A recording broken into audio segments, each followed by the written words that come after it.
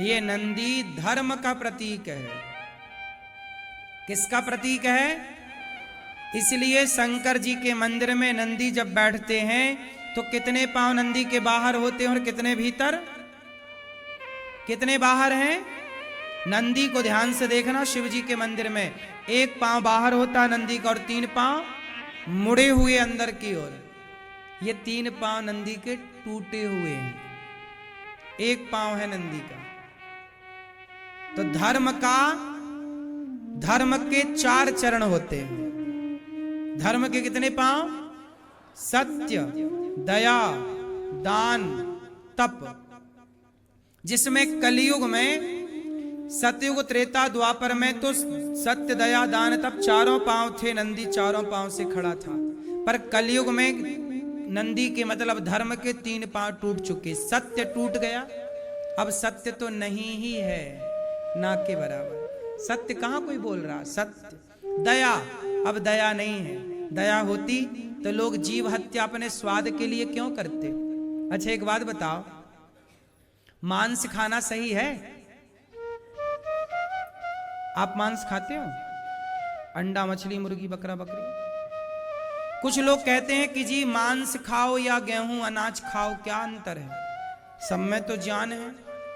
सुनो, ये बताओ कि ईश्वर ने आपको और हमारी जो रचना की है, वो रचना शाकाहारी है कि मांसाहारी है? हम मांसाहारी हैं जन्मजात या शाकाहारी हैं जन्मजात? बोलो। तो फिर ये लोग मांस क्यों खाते हैं?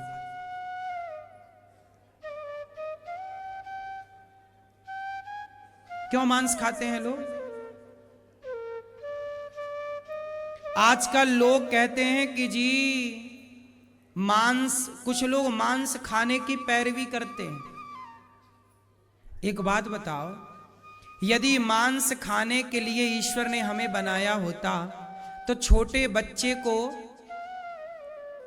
जब वो होश संभालता है तो पहली बार उसे खीर चटाई जाती है कि मांस चटाया जाता है? यदि आप जन्मजात मांस खाने के लायक होते तो छोटे बच्चों को बचपन में ही मांस खिलाया जाता। लेकिन बच्चे मांस नहीं पचा पाते।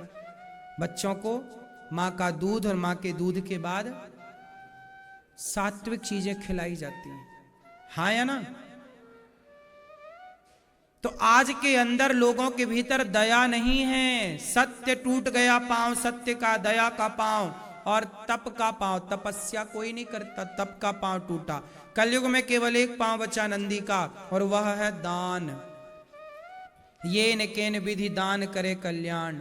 कलयुग में केवल दान। धर्म के नाम पर क्या है?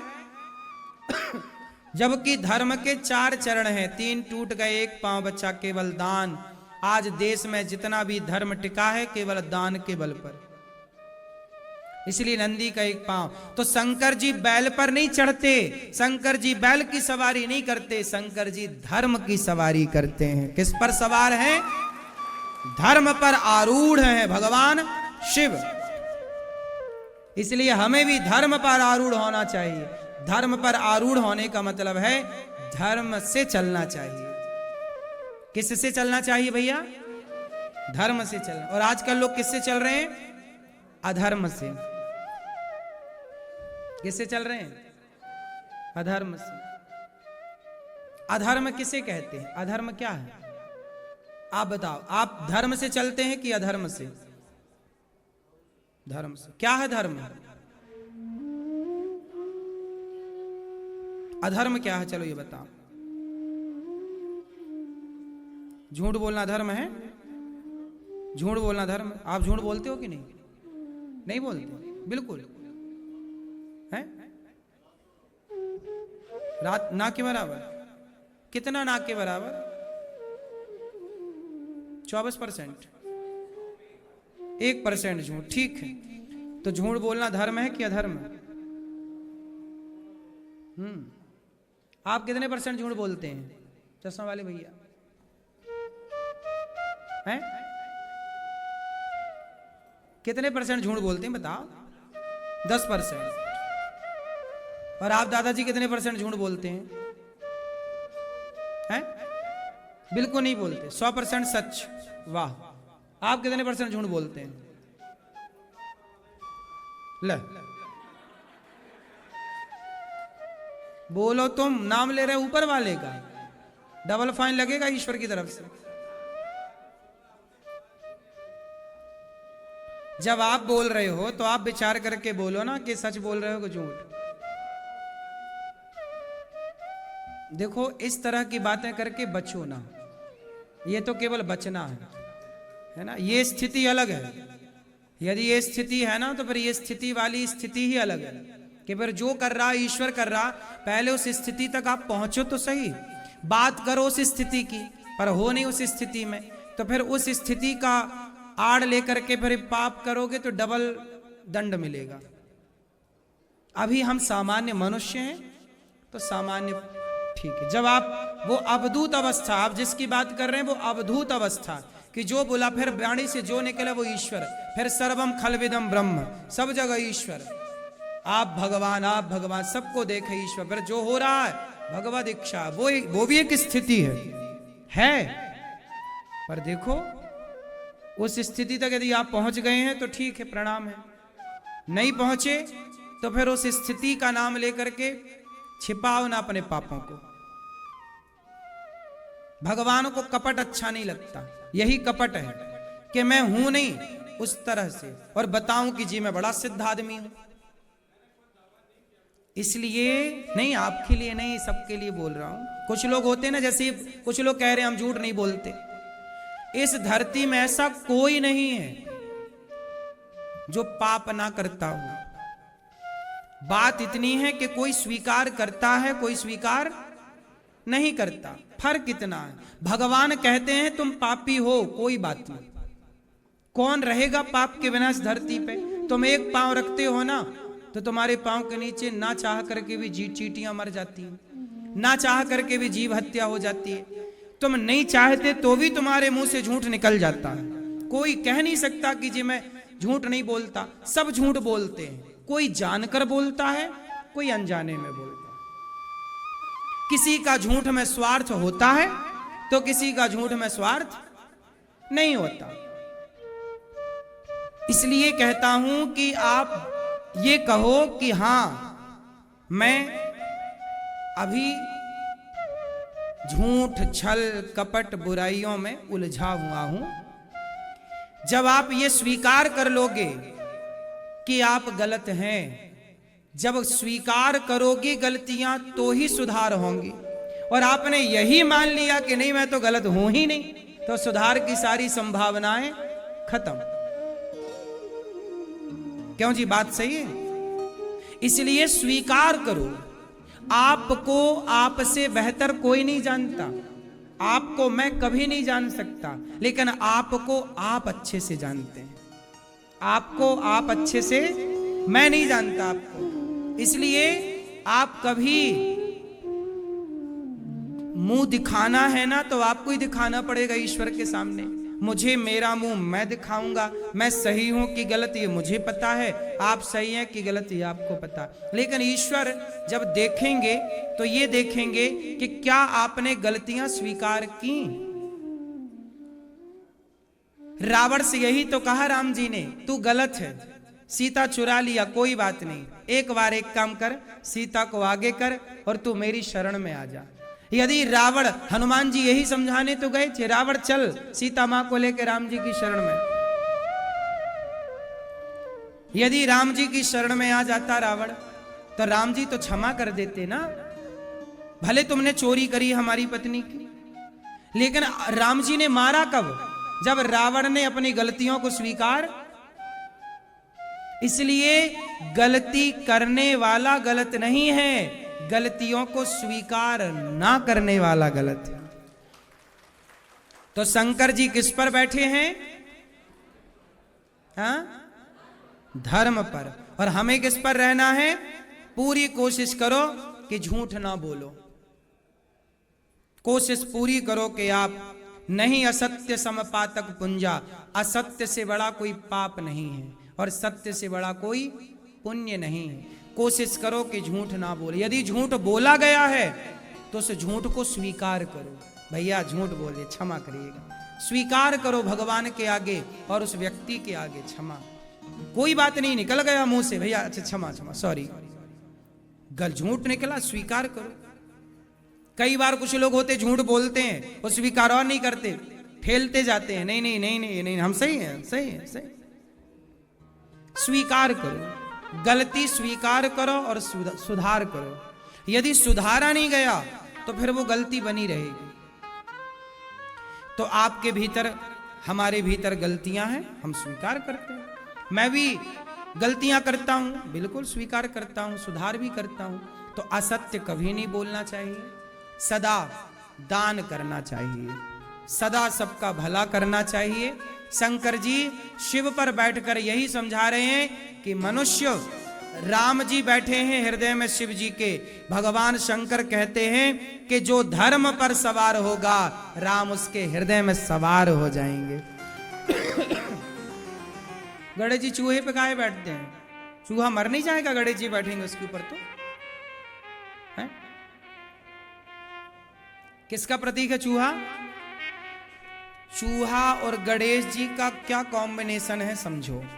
गणेश जी हैं बुद्धि के देवता, गणेश जी बुद्धि के प्रतीक हैं। कौन है गणेश जी? और चूहा है तर्क का प्रतीक, तर्क कुतरता रहता है। तर्क जानते हो? तर्क, ये है तो ऐसा क्यों, वो है तो वैसा क्यों, ये तर्क है। हमेशा बुद्धि किस पर सवार होती है? बुद्धि किस पर सवार होती है? हमेशा तर्क पर ही सवार होती है बुद्धि। तो गणेश जी चूहे पर सवार हैं, मतलब ये हुआ कि बुद्धि हमेशा तर्क पर। जो बच्चा अपने मास्टर से बहुत सारे तर्क करता है, मीन्स रॉन्ग क्वेश्चन करता है, क्रॉस क्वेश्चन, ये क्यों, ऐसा तो ऐसा क्यों, ऐसा तो ऐसा क्यों, यही तर्क है। यदि बच्चा प्रश्न ना करे टीचर से तो बच्चा बुद्धू रह जाएगा, और बच्चा जितना प्रश्न करेगा उतना बुद्धिमान, उसका प्रमाण है तर्क कर रहा है मतलब बुद्धिमान है। तो बुद्धि हमेशा किस पर सवार होती है? तर्क करने वाला बच्चा ही बुद्धिमान होगा, वरना बोधा होगा, बूझते नहीं है कुछ। इसलिए आप प्रश्न किया करो, इसलिए हम प्रश्नोत्तरी करते कि आप प्रश्न करो। प्रश्न करने से आपका ज्ञान बढ़ता है। हाँ, तर्क करने से बुद्धि बढ़ती है, इसलिए तर्क पर बुद्धि सवार है। ऐसा शंकर जी के द्वार पर कौन बैठा है? नंदी। नंदी किसका प्रतीक है? क्यों मैया? भैया आप बताओ, नंदी किसका प्रतीक है? चश्मा वाली भैया बैठे बैठे हैं। बैल, बैल, नंदी बैल ही तो है। बैल किसका प्रतीक है? बैल, चलो है शांति का। शांति क्या? सादी, सादगी। नंदी जो बैल है, हमारे नंदी महाराज हैं, ये नंदी धर्म का प्रतीक है। किसका प्रतीक है? इसलिए शंकर जी के मंदिर में नंदी जब बैठते हैं तो कितने पांव नंदी के बाहर होते हैं और कितने भीतर? कितने बाहर हैं? नंदी को ध्यान से देखना, शिव जी के मंदिर में एक पांव बाहर होता है नंदी का और 3 पांव मुड़े हुए अंदर की ओर। ये 3 पांव नंदी के टूटे हुए हैं, एक पांव है नंदी का। तो धर्म के 4 चरण होते हैं। धर्म के कितने पांव? सत्य, दया, दान, तप। जिसमें कलयुग में, सतयुग त्रेता द्वापर में तो सत्य, दया, दान, तप चारों पांव थे, नंदी चारों पांव से खड़ा था। पर कलयुग में नंदी के मतलब धर्म के 3 पांव टूट चुके। सत्य टूट गया, अब सत्य तो नहीं ही है, ना के बराबर। सत्य कहां कोई बोल रहा? सत्य। दया, अब दया नहीं है। दया होती तो लोग जीव हत्या अपने स्वाद के लिए क्यों करते? अच्छा एक बात बताओ, मांस खाना सही है? आप मांस खाते हो? अंडा, मछली, मुर्गी, बकरा, बकरी?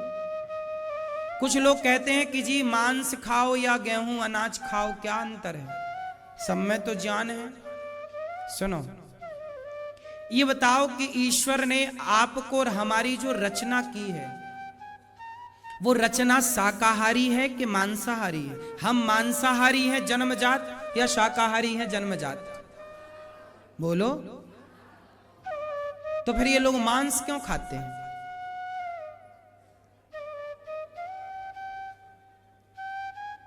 क्यों मांस खाते हैं लोग? आजकल लोग कहते हैं कि जी मांस, कुछ लोग मांस खाने की पैरवी करते हैं। एक बात बताओ, यदि मांस खाने के लिए ईश्वर ने हमें बनाया होता तो छोटे बच्चे को जब वो होश संभालता है तो पहली बार उसे खीर चटाई जाती है कि मांस चटाया जाता है? यदि आप जन्मजात मांस खाने के लायक होते तो छोटे बच्चों को बचपन में ही मांस खिलाया जाता। लेकिन बच्चे मांस नहीं पचा पाते। बच्चों को मां का दूध और मां के दूध के बाद सात्विक चीजें खिलाई जाती हैं। हाँ या ना? तो आज के अंदर लोगों के भीतर दया नहीं है। सत्य टूट गया पांव सत्य का, दया का पांव और तप का पांव। तपस्या कोई नहीं करता, तप का पांव टूटा। कलयुग में केवल एक पांव बचा नंदी का, और वह है दान। ये न केन विधि दान करे कल्याण। कलयुग में केवल दान। धर्म के नाम पर क्या है?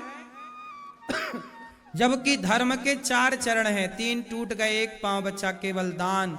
आज देश में जितना भी धर्म टिका है केवल